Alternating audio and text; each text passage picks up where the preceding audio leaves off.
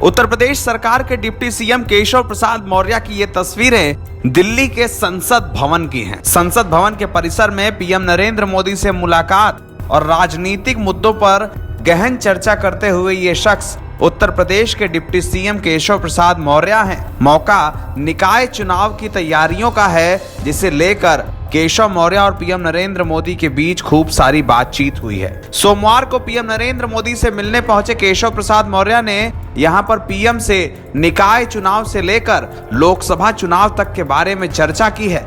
माना जा रहा है कि आने वाले चुनावों से पहले, खासकर 2024 चुनाव से पहले, केशव मौर्य को उत्तर प्रदेश में संगठनात्मक रूप से बड़ी भूमिका दी जा सकती है।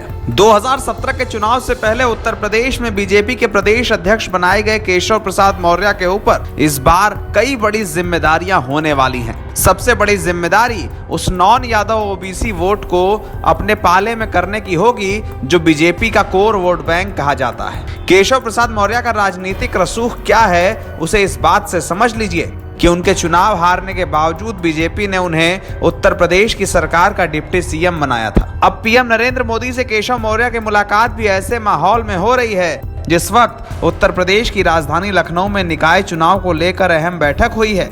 माना जा रहा है कि अगले 1-2 दिन में निकाय चुनाव की तारीखों का ऐलान होगा। राज्य निर्वाचन आयोग की बैठक एक ओर लखनऊ में चल रही थी, दूसरी ओर दिल्ली में केशव मौर्य और पीएम नरेंद्र मोदी की मुलाकात हुई। इन दोनों की टाइमिंग को लेकर यह कहा जा सकता है कि केशव प्रसाद मौर्य ने निकाय चुनाव और लोकसभा चुनाव को लेकर पीएम मोदी से महत्वपूर्ण चर्चाएं की हैं। केशव मौर्य ने इस बारे में संसद भवन से निकलते वक्त बताया भी। मीडिया के लोगों से बात करते हुए केशव मौर्य ने यह भी कहा कि हम 2024 का चुनाव पूर्ण बहुमत से जीतेंगे और देश में एक बार फिर बीजेपी की सरकार बनेगी। केशव ने यह कहा कि हमने निकाय चुनाव और लोकसभा चुनाव को लेकर पीएम नरेंद्र मोदी से मार्गदर्शन लिया है। इसके अलावा सरकार के कामकाज को लेकर भी पीएम से बातचीत हुई है। लेकिन इस खबर के मायने बहुत हैं। केशव प्रसाद मौर्य का अचानक पीएम नरेंद्र मोदी से मिलना और निकाय चुनाव को लेकर सारी बातचीत करना, ये माना जा रहा है कि आने वाले वक्त में केंद्र सरकार के संभावित कैबिनेट विस्तार और उत्तर प्रदेश में होने वाले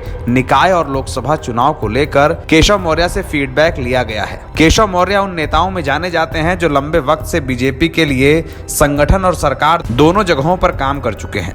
ऐसे में उनके अनुभव का लाभ बीजेपी को मिलेगा, ये बात तय है। केशव का दिल्ली जाना सिर्फ यूं ही एक दौरा नहीं है। केशव के पीएम मोदी से मिलने के कई मायने हैं। इन मायनों का यथार्थ क्या होता है वो आने वाले वक्त में पता चलेगा। लेकिन ये बात जरूर है कि 2024 में उत्तर प्रदेश के इस पिछड़ी जाति के चेहरे की भूमिका अहम होगी। एनबीटी ऑनलाइन की रिपोर्ट।